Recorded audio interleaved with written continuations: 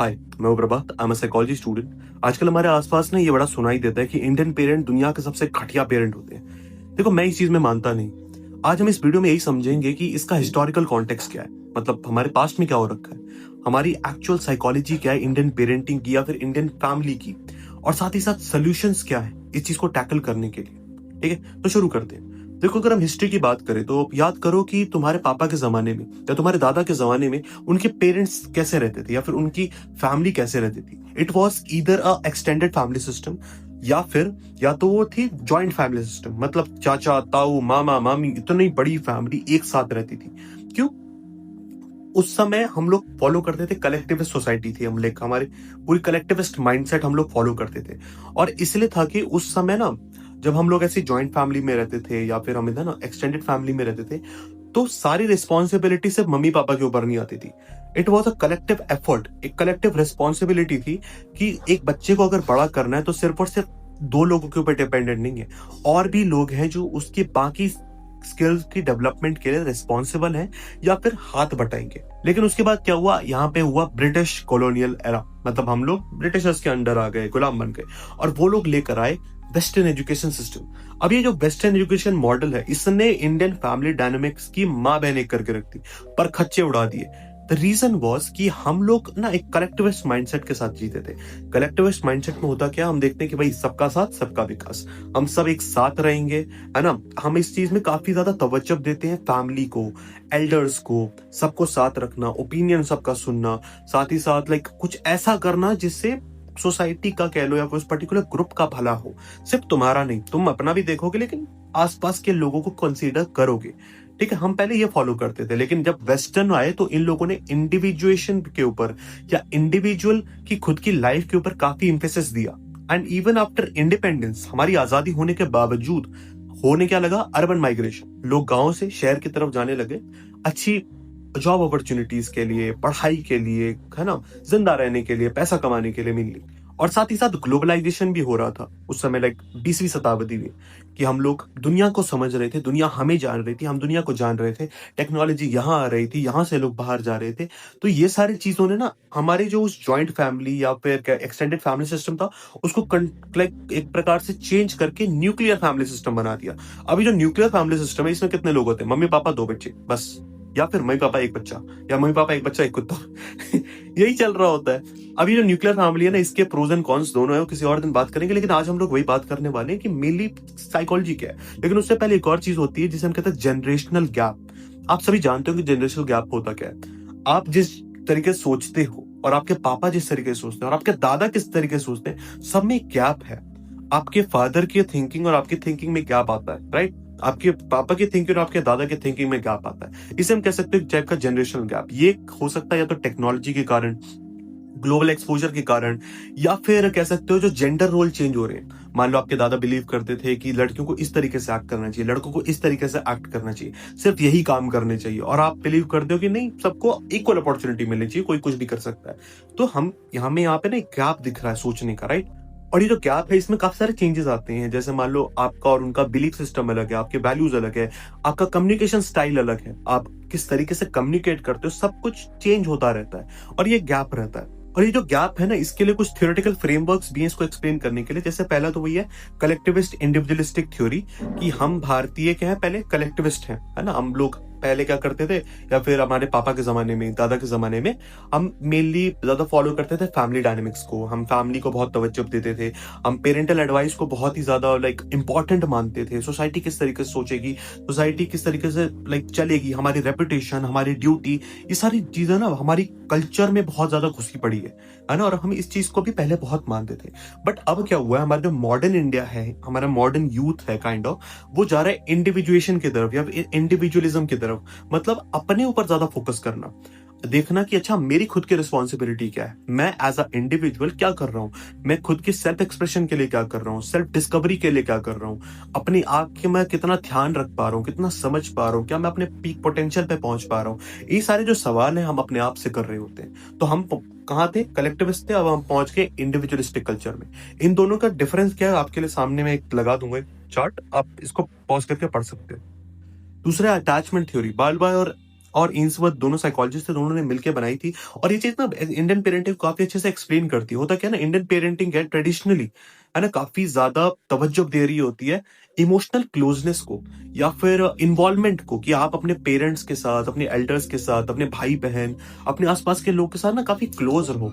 और एक साथ ही साथ एक अथॉरिटेरियन टेंडेंसी भी है, मतलब हमारी इंडियन पेरेंटिंग काफी स्ट्रिक्ट होती है और उतनी ऑटोनॉमी नहीं देती आपको, उतना लाइक कह सकते हो खुलने का मौका नहीं देती कि आप अपने खुद के डिसीजंस खुद ले सको। आप कौन से लाइक स्कूल में पढ़ोगे, कौन सा सब्जेक्ट्स लोगे, वहां से लेकर आपकी किससे शादी होगी, सब कुछ इंडियन पेरेंट डिसाइड कर रहे होते हैं, जो कि सही नहीं है एक प्रकार से। एट द सेम टाइम उनके खुद के बिलीव्स हैं, उसके ऊपर हम बात करेंगे। और रिसर्च भी दिखाती है कि भारत में अथॉरिटेरियन और अथॉरिटेटिव दोनों टाइप की पेरेंटिंग स्टाइल चल रही होती है। अगर हम थोड़ी ट्रेडिशनल एरिया में जाएं, रूरल एरिया में, गांव देहात के इलाके में जाए, तो वहां अथॉरिटेरियन चलती है। घर का जो हेड होगा, जो उसने बोला वही पूरा घर मानेगा, राइट।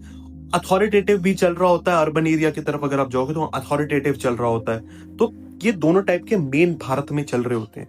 विथ टाइम हम लोग इंप्रूव कर रहे हैं, अब अथॉरिटेरियन की जगह एक मिक्स्ड पेरेंटिंग स्टाइल आ रहा है। मैं एक पेरेंटिंग स्टाइल के ऊपर भी किसी दिन वीडियो बनाऊंगा, जिसमें आपको अलग अलग पेरेंटिंग स्टाइल की साइकोलॉजी समझाऊंगा, वेस्टर्न भी और लाइक इंडियन के साथ कंपैरिजन करके, बड़ा ही इंटरेस्टिंग होगा। पर एक और चीज है जिसको कहते हैं एक्लेरेटेशन गैप हाइपोथेसिस, जिसका मतलब होता है जब कोई एक नई जनरेशन, कोई जो बच्चा है वो दुनिया के साथ ज्यादा जल्दी घुल मिल जाता है, ज्यादा जल्दी लाइक फास्ट है, लाइक आप जल्दी पकड़ लेता है चीजों को, और उसके फादर कह लो, उनके दादा वो उतनी जल्दी नहीं पकड़ पाते, तो एक गैप आ जाता है ना। ये जो गैप आया, अभी जो गैप है ना, इसके कारण से कम्युनिकेशन में दिक्कत होती है, मिसअंडरस्टैंडिंग होती है।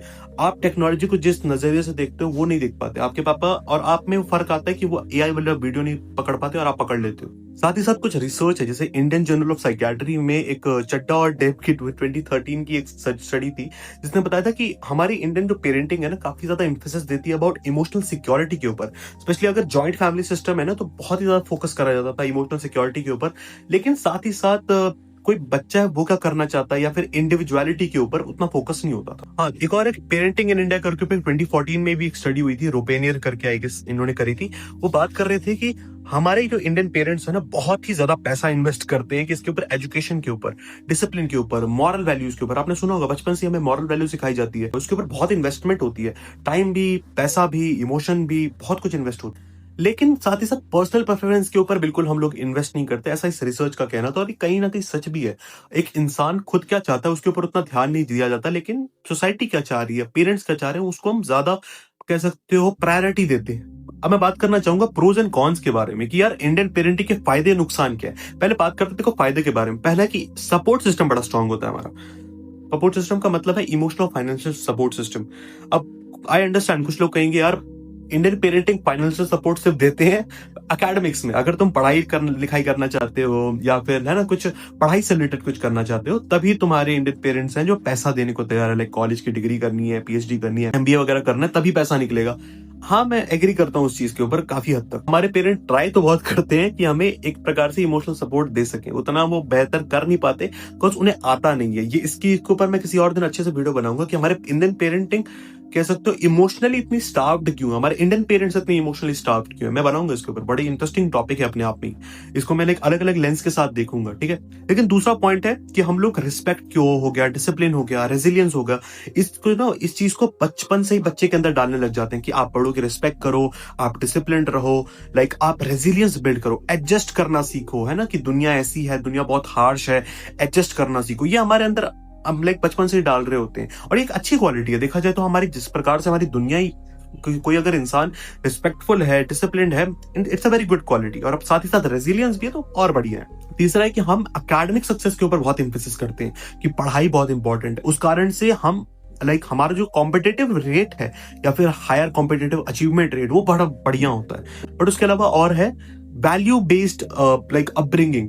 हमारी जो कह सकते हो धरोहर है, कल्चर है, वो बात करता है वैल्यू बेस्ड के ऊपर, कि एक इंसान के अंदर वैल्यू ज्यादा होनी चाहिए एज कम्पेयर टू वो इंसान लाइक बहुत फ्रीडम वगैरह रखता है लेकिन साथ में वैल्यूज नहीं है, तो हम उस चीज के ऊपर इतना तवज्जो नहीं देते या फिर उतना पसंद भी नहीं करते। अब मैं बात करूंगा अबाउट नुकसान क्या है। पहला, ओवर प्रोटेक्टिवनेस या फिर लिमिटिंग ऑटोनॉमी। ऑटोनॉमी का मतलब होता है आपके पास उतनी सेंस ऑफ चॉइस होती है कि आप चॉइस कर सकते हैं, चूज कर सकते हो, मुझे ये करना ये नहीं करना। आप अपने एक्शन का खुद रिस्पॉन्सिबिलिटी और खुद अकाउंटेबिलिटी लेते हो, राइट।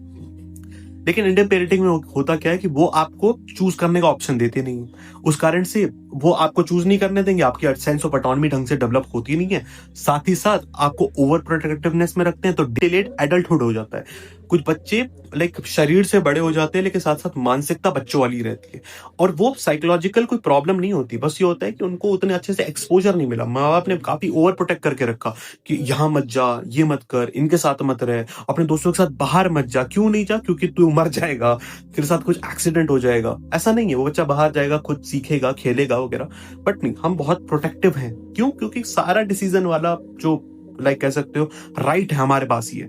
दूसरा कि ये जो इमोशनल कम्युनिकेशन गैप, कि हम लाइक फीलिंग्स को अच्छे समझ ही नहीं पाते, इंडियन पेरेंट्स नहीं समझ पाते फीलिंग्स को, वो कुछ भी ऐसे बोल देते हैं जो हमें दिल में बहुत ही बुरा तरीके से हर्ट होता है, उनको कोई फर्क नहीं पड़ता क्योंकि वो समझ ही नहीं पाते। तीसरा, जेंडर बेस्ड एक्सपेक्टेशन। कुछ कुछ कम्युनिटी में होता है कि ये लड़के ये करेंगे, लड़कियां ये करेंगी, एंड ये जो एक्सपेक्टेशन है ना, सोसाइटी के लेंस से तो चल ही रही है, साथ ही साथ पेरेंट्स के अनुसार भी चल रही है। पेरेंट माने का अच्छा मेरी बेटी हुई तो ये करेगी, बेटा हुआ तो ये। आपने 3 इडियट्स मूवी देखी होगी, सिमिलर टू दैट वो आज भी नोशन चल ही रहा है। साथ ही साथ कुछ पेरेंट्स हैं जिनको ये चीज समझ आई है। लेकिन चौथा है अनकन्वेंशनल स्टाइल को रेजिस्ट करना।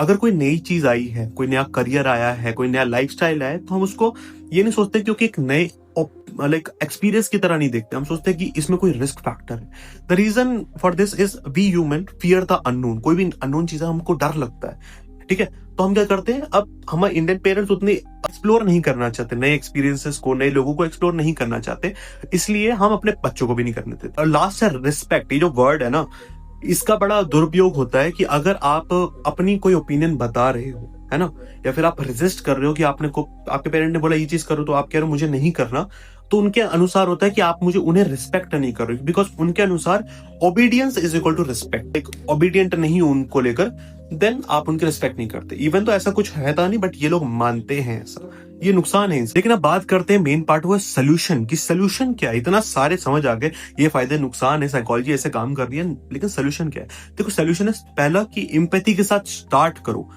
कि तुम्हें पहली बात तो समझना पड़ेगा अपने पेरेंट्स के लेंस से कि उन्होंने अपनी लाइफ में क्या क्या झेला जिस कारण से उनकी पेरेंटिंग स्टाइल इस प्रकार से हुई। कभी सोचो कि यार मेरे जो फादर है या फिर मेरी मम्मी है, क्या उनको इमोशनल इतना सपोर्ट मिला था अपने पेरेंट्स से जितना मैं उनसे एक्सपेक्ट कर रहा हूँ? ये सारे सवाल आपको करना पड़ेगा, उनके लेंस से आपको देखना पड़ेगा, दुनिया को देखना पड़ेगा, उनके पास कितनी रिस्पॉन्सिबिलिटी है कि आपको बड़ा करना, आपके ऊपर पैसा लगाना, आपसे जॉब के लिए एक्सपेक्टेशंस करना वगैरह वगैरह, ये सब उनके लेंस से सही है, बिकॉज उन्हें वही सब कुछ सीखा है। तो आपको पास एम्पैथी होनी चाहिए उस चीज को समझने के लिए। दूसरा है कि कम्युनिकेशन वाला जो है ना प्रॉब्लम, होता क्या है कि हम सेंसिटिव टॉपिक, जैसे मान लो शादी के बारे में टॉपिक है, करियर के बारे में टॉपिक है, कॉलेज के बारे में टॉपिक है, पढ़ाई से रिलेटेड कुछ इंपॉर्टेंट टॉपिक है, वो हम कब बात कर रहे होते हैं? हीट ऑफ द मोमेंट में, जब लड़ाई चल रही है उसके बीच में आप बात करोगे, तो ज्यादातर केसेस है कि जवाब ऐसा मिलेगा जो आपको पसंद नहीं है। उससे बेहतर ये है कि आप शांत हो जाओ, मूवमेंट को शांत होने दो, 1-2 दिन अगर एक्स्ट्रा भी लग जाए कोई बड़ी बात नहीं है, बट शांत होने तो देन आप ढंग से बात करना स्टार्ट करो। अगर आपको कोई चीज का कंप्लेंट भी करना है तो आप ऐसा मत करो कि आप तो मेरी कोई बात नहीं मानते, तो आप तो सुनना ही नहीं चाहते। उससे कई गुना बेहतर ये है कि आप स्टार्ट करो आई फील से। मुझे लगता है कि पापा आप मेरी बात नहीं सुनते, मुझे लगता है कि मम्मी आप मेरी ये बात समझती नहीं हो या समझना चाहती नहीं। इससे होता क्या है, उस केस में जो पावर ऑफ डिसीजन उनके हाथ में आता है, but at the same time वो म्यूचुअल रिस्पेक्ट भी मिलती है। नेक्स्ट है रिस्पॉन्सिबिलिटी। इसको मैं बहुत एम्फसाइज करता हूँ कि रिस्पॉन्सिबिलिटी दिखाओगे, तुम रिस्पॉन्सिबल इंसान हो। होता क्या ना, हम इंडियन जो पेरेंट रहते हैं वो फ्रीडम को रिस्क के साथ इवेल्युएट करते हैं, कह सकते हो आजादी मिल रही है मतलब रिस्क बहुत हाई है इसका फेल होने का। लेकिन जब तुम ये दिखाते हो कि तुम रिस्पॉन्सिबल, तुम्हारे अंदर लाइक रिस्पॉन्सिबिलिटी वाला फैक्टर आ चुका है, तो तुम्हें वो हेल्प करता है ट्रस्ट लेने के लिए अपने पेरेंट्स से। और उसके लिए करना क्या है, कहाँ से मिलेगा ये ट्रस्ट, कहाँ से उनको समझ आएगा कि मैं रिस्पॉन्सिबल हूँ? पहला कंसिस्टेंट रहो, चाहे वो पैसा कमाना है, चाहे वो काम है, चाहे वो पढ़ाई है, चाहे वो घर के काम है, कुछ भी है, कंसिस्टेंट रहो, दिखाओ एक लंबे टाइम तक। मैं ये नहीं कह रहा हूँ 15 दिन तक, 20 दिन तक, 21 नहीं, 6-6 महीने तक, 1-1 साल तक ये करके दिखाओ कि तुम रिस्पॉन्सिबल हो। और उसके लिए एक्सपेक्ट मत करो कि वो तुम्हें प्रेज करेंगे, प्लीज। ये मत सोचना कि यार मैं 1 साल अगर काम करूंगा फिर मेरे को उनसे प्रेज मिलेगा, नहीं। इंडियन पेरेंट्स प्रेज नहीं करते हैं, वो उनका ऐसा ही है, तुम्हें मानना पड़ेगा, ठीक है। दूसरा, अपने प्रोमिसेस या फिर तुम्हारे कमिटमेंट है उनके ऊपर स्टिक रहना, अपनी प्रिंसिपल्स अपनी वैल्यूज को काफी स्ट्रांग रखना। तुमने ये चीज कहा है मैं अभी करूंगा मतलब अभी करोगे, आपने कहा मैं ये नहीं करूंगा मतलब नहीं करोगे।